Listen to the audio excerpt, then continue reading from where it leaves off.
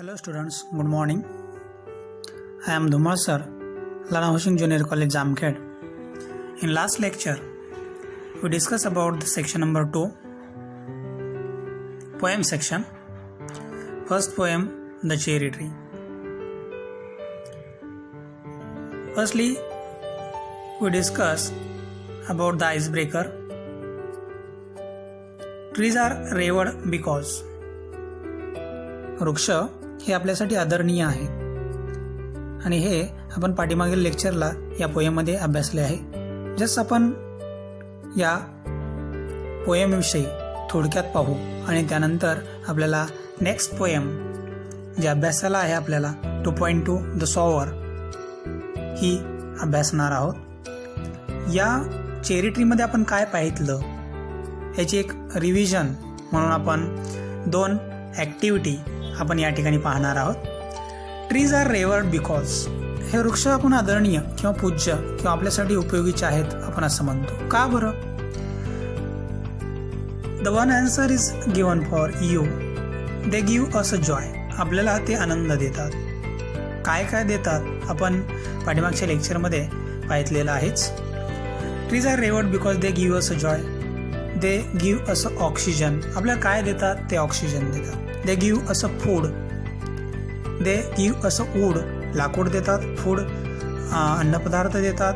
Fruit देतात. They give us flower.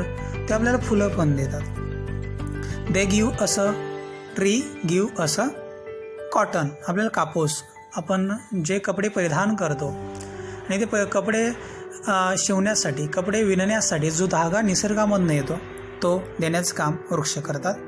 They give us shelter. आपल्याला निवारा देण्याचं काम ते करतात. आणखी काय करतात विद्यार्थी मित्रांनो? वृक्ष आपल्याला काय देतात? दे keep a balance of environment. निश्चितच या भूतलावरील इन्व्हायरमेंटचा बॅलन्स मेंटेन ठेवण्याचं काम वृक्ष करतात. ऑक्सिजन लेवल मेंटेन ठेवण्याचं काम हे वृक्ष करत असतात. दे गिव्ह अस शॅडो. आपल्याला सावली देण्याचं काम करतात. प्रखर अशा उन्हामध्ये, समर सीझनमध्ये आपल्याला एका वृक्षाचं महत्त्व कळतं. एका वृक्षाचं महत्त्व किती आहे तर त्याच्या सावलीवरून, तो आपल्याला ऑक्सिजन देण्यावरून, food, wood, flower, cotton, shelter की they keep a balance of environment. इन्व्हायरमेंटचा बॅलन्स त्यांनी कसा राखला जातो, समतोल कसा राखला जातो यावरून आपल्याला समजतं. ते ब्रिंग अ रेनफॉल. आणि आपल्याला जे पर्जन्यमान होतं, म्हणजेच जॉग्रफीमध्ये तुम्ही अभ्यासला असेल 10वीपर्यंत की पर्जन्य छायेचा प्रदेश, जास्त पर्जन्याचा प्रदेश किंवा अति जास्त पर्जन्याचा प्रदेश, की ज्या ठिकाणी मोठमोठाले डोंगर, नद्या, दर्या, खोऱ्या किंवा जास्त वृक्ष, घनदाट जंगल आहे, किंवा आपण कोकण किनारपट्टी म्हणतो की ज्या ठिकाणी जास्त वृक्ष आहे त्या ठिकाणी पर्जन्य असणारे ढग जे आहे किंवा बाष्पयुक्त ढग अडवले जातात आणि त्या ठिकाणी निश्चितच पाऊस हा जास्त पडतो. आणि आपल्याकडे पण की जे पर्जन्य असणारे किंवा बाष्पयुक्त ढग आहेत या वृक्षाला अडवून, त्याचं वारं अडवून निश्चितच जास्त पर्जन्य देण्याचं काम पण ते करतात. They bring a rainfall. They prevent soil erosion. निश्चितच जमिनीची एक, आपण जर इथं शेवटच्या आकड्यामध्ये आपण जर लिहिलं, दे प्रिव्हेंट सॉईल इरोजन. निश्चितच जमिनीची धूप थांबवण्याचं काम पण वृक्ष करतात. आणखी काय करतात तर आपल्याला निश्चितच सांगता येईल की फ्लोड, एखादा मोठा पूर आहे किंवा लँडस्लाईड आहे की जमिनीची जे विदारण होतं किंवा जमिनीमध्ये जे लँडस्लाईड माती ढासळते तर ते धरून ठेवण्याचं कामही निश्चितच वृक्ष त्याच्यामुळे करतात. दुसरी ॲक्टिव्हिटी आपण पाहितलेली आहे. Column number A shows you environment in the growing a tree as well as the stages in the life of tree. वृक्षाची प्राथमिक अवस्था जशी आहे या A नंबर कॉलममध्ये दर्शवलेलं आहे. Column number B shows the feeling you experience at all the stage. Match the column A with B ॲप्रोप्रिएटली. की एका A नंबरचा कॉलम आहे त्याच्यामध्ये झाडाची जी अवस्था दाखवलेली आहे आणि दुसऱ्यामध्ये आपण जर एखादं स्मॉल सॅपलिंग लावलं, एक छोटंसं रोपटं लावलं, त्यावेळेस आपल्या भावना कशा असतात आणि त्या आपल्याला B कॉलमशी मॅच करायच्या आहेत. You planted a sapling, a small sapling. आपण जर छोटंसं वृक्ष लावलं तर आपल्या भावना कशा असतात इथं बघूया. त्याचं डायरेक्ट आन्सर इथं दिलेलं आहे. इथं आपण लास्ट लेक्चरला आपण पाहितलं होतं की या ठिकाणी आपण हे उत्तर होतं त्याचं, you wanted to make a humble beginning. आपल्याला एक छोटीशी सुरुवात करायची आहे म्हणून आपण काय केलेलं, you planted a sapling. Next question, you watered the plant. आपण त्या वृक्षाला, छोट्याशा वृक्षाला पाणी घातलेलं आहे. म्हणजे आपल्या भावना काय आहेत, तर आपण काय करतो, यू केअर्ड फॉर इट. आपल्याला त्याची काळजी आहे. नेक्स्ट, यू सॉ the shoot for the first time. की आपण त्याला पहिल्याच वेळेस अंकुर आलेला पाहितलेला आहे. मग त्याचं उत्तर आपण काय पाहितलं होतं, the new experience brought excitement to you.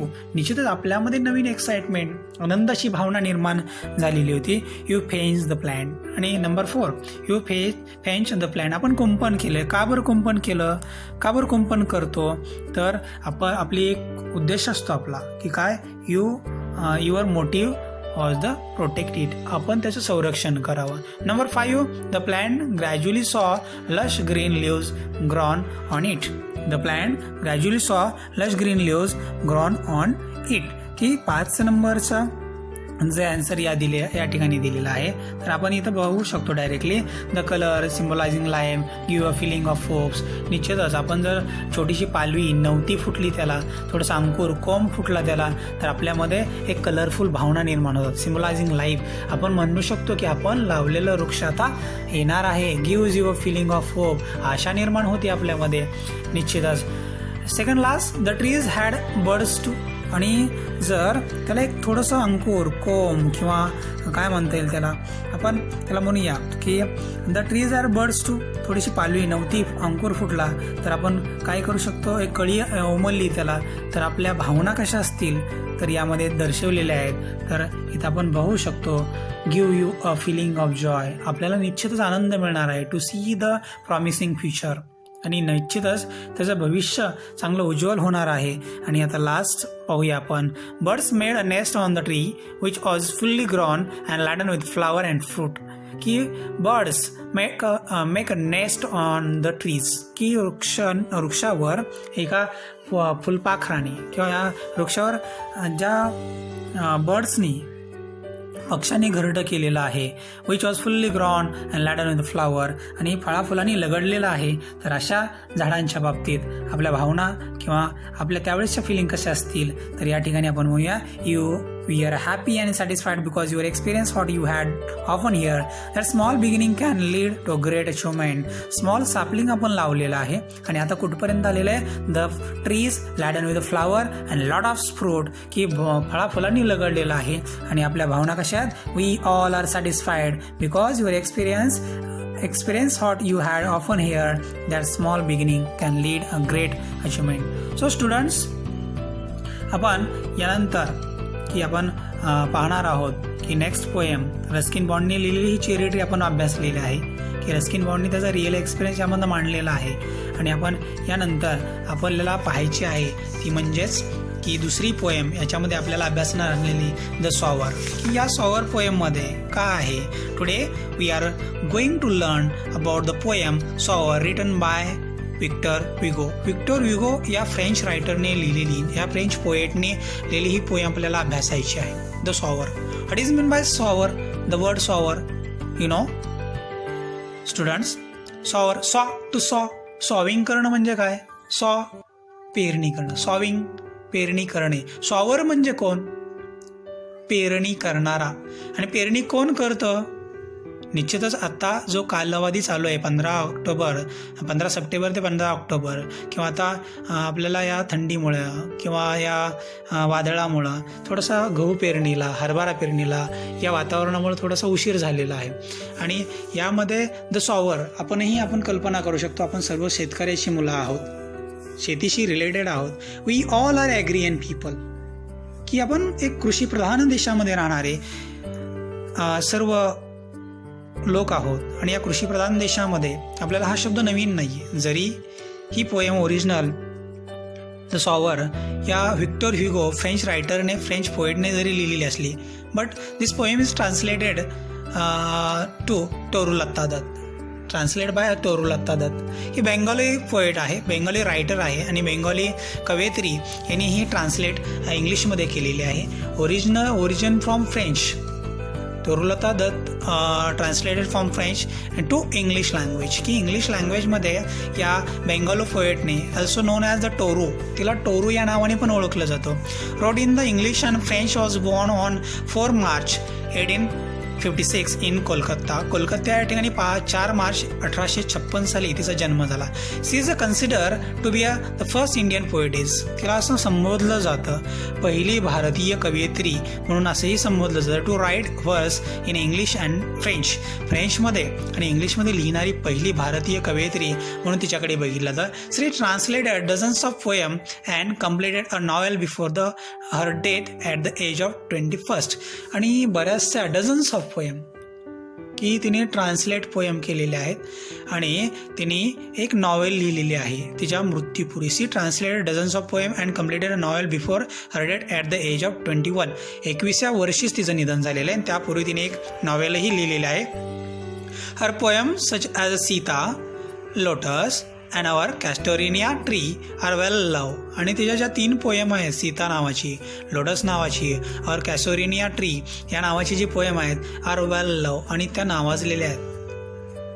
रीडरने त्याच्यावर प्रेम केलेलं आहे. The sower is a translation of Victor Hugo's poem, की आत्ता आपण जी पोएम अभ्यासणार आहोत, द सॉवर पेरणी करणारा शेतकरी, फार्मर, ही जी पोएम आहे the sower is translation of Victor Hugo's poem सीझन डेज सिमिलस लिसोर. It is a translated by Toru Dutt from French to English. The sower is a poem about the farmer. The sower is a poem about a farmer who is sowing seed. काय पेरणी करतोय? बियाणांची पेरणी करतोय. आणि बियाणं कुठं पेरतोय, कधी पेरतोय आणि त्याच्याविषयीचं वर्णन ओरिजिनल व्हिक्टर ह्युगोने केलेलं आहे. खूप छान पद्धतीने या ठिकाणी त्यांनी काव्यात्मकरित्या ही मांडणी केलेली आहे. The sower is a poem about a farmer who is sowing a seed. He has seen many bad harvest in his life. शेतकरी जो आहे, फार्मर आहे, त्यांनी त्याच्या लाईफमध्ये बऱ्याचशा बॅड हार्वेस्टीज, बऱ्याचशा बॅड सिच्युएशन अनुभवलेल्या आहेत आणि याच बॅड सिच्युएशन त्याने अनुभवलेल्या तर यामध्ये मांडलेल्या आहेत. आणि कोणकोणत्या आहेत? We all are known about that, की आपल्याला बऱ्याचशा माहिती आहेत. Many farmers face many difficult situation. बरेचसे शेतकरी बऱ्याचशा, आता बघा प्रेझेंट कंडिशनमध्येही पावसाळा आलेला आहे, हातात तोंडाशी आलेलं जे पीक आहे पाण्यामध्ये गेलेलं आहे आणि आत्ताही पेरणी करण्यास विलंब झालेला आहे. उशिरा किंवा दुबार पेरणी करण्याचं संकट त्याच्यावर आलेलं आहे. आणि आपल्याला माहिती आहे सुरुवातीची पेरणी आणि उशिरा पेरलेलं यामध्ये तफावत निश्चितच आढळते आणि त्याच्यामध्ये त्याला जो इन्कम मिळणार आहे, त्याला जे फायदा मिळणार आहे तो कमीच मिळणार आहे. He has seen many bad harvest in his life. However he is so optimistic of having a good harvest every time he toss grain. The farmers is always optimistic. सतत आशावादी असणारा हा शेतकरी, सतत आशावादी असणारा हा शेतकरी नावाचा एक वेगळाच विलक्षण असा जीव या पृथ्वीवर आपल्याला अनुभवायला मिळतो. म्हणजे कितीही संकट आले तरी या संकटाला धैर्यानं तोंड देणारा म्हणजेच शेतकरी. आणि आजही बघा विद्यार्थी मित्रांनो, because of the corona virus disease, की या कोरोना व्हायरसच्या पार्श्वभूमीवरही all industries are close because of the lockdown, because of the corona virus. बऱ्याचशा industrial sector in all over the world, की संपूर्ण जगामधलं इंडस्ट्रीयल सेक्टर कोरोना व्हायरसमुळं लॉकडाऊन झालं, ठप्प झालं. बरेचसे कर्मचारी घरी बसून आहेत. म्हणजे आपण घरी बसून होते. आता निश्चितच मिशन बिगिन अंतर्गत आता सुरुवात हळूहळू व्हायला लागलेली आहे, परंतु बरेचसे उद्योगधंदे अजूनही स्टॉप आहेत. परंतु संपूर्ण कोरोना व्हायरसच्या कालावधीमध्ये एक इंडस्ट्री अजूनही चालू होती, बंद पडली नाही, ती म्हणजे ॲग्रिकल्चर इंडस्ट्री. आणि ॲग्रिकल्चर इंडस्ट्रीमधील एक जो बॅकबोन आहे, तर agriculture, the farmer is a backbone of Indian economy असंही संबोधलं जातं. भारतीय शेतकऱ्याला भारतीय शेतकऱ्याला किंवा Indian economy depends on the agriculture sector, की भारतीय शेती किंवा इकॉनॉमिक सेक्टर हे ॲग्रिकल्चर सेक्टरवर डिपेंड आहे असं संबोधत आहे. India's agriculture sector account for 18% of Indian GDP. भारताचा जो GDP आहे 18% हा भारतीय कृषी व्यवस्थेवर अवलंबून आहे. असंही म्हणलं जातं की agriculture provides employment of 50% of Indian workforce. भारतीय जे लोक आहेत, भारतामध्ये जे काम करणारे जे मजूर आहेत, भारतामध्ये जे वर्कर आहेत, त्या वर्करपैकी 50% जे वर्कर आहेत ते ॲग्रिकल्चर इंडस्ट्रीवर डिपेंड आहेत. म्हणजेच आपण असं म्हणू शकतो की भारतामधील शेती ही किती किंवा शेती हा घटक किती महत्त्वपूर्ण आहे आपल्या यावरून दिसून येतो. द सॉवर या पोयममधील आईस ब्रेकर सेक्शन आपल्याला अभ्यासायचं आहे. आपण पाहूया आईस ब्रेकरमध्ये आपल्याला काय दिलं आहे. Make a list of word related to agriculture. विद्यार्थी मित्रांनो, भारतीय शेती किंवा शेतीच्या संबंधित असणारे ऑल ओव्हर द वर्ल्ड शेतीच्या संबंधित असणारे जे लेक्झिकल वर्ड्स आहेत किंवा शेतीशी संबंधित असणारे शब्द आहेत आपल्याला सांगायचे आहेत. कल्पना करा, विचार करण्याचा प्रयत्न करा की शेती संदर्भात कोणकोणते शब्द आठवत आहेत तुम्हाला. Make a list of word related to agriculture. Farming कोणकोणते आठवण्याचा प्रयत्न करा, सांगा. कल्टिवेशन मशागत करणं असेल. क्रॉप पिकाच्या बाबतीत वापरलेले शब्द असेल. लाईव्हस्टॉक जे शेतकऱ्यांच्या शेतीला जोडधंदा म्हणून, जे शेतकऱ्यांच्या शेतीला एक मदत म्हणून लाईव्हस्टॉक पशुधन पाळलं जातं. दुग्ध उत्पादनाच्या संदर्भात असेल. शेतकऱ्याला मदत करण्यासाठी बैल असतील.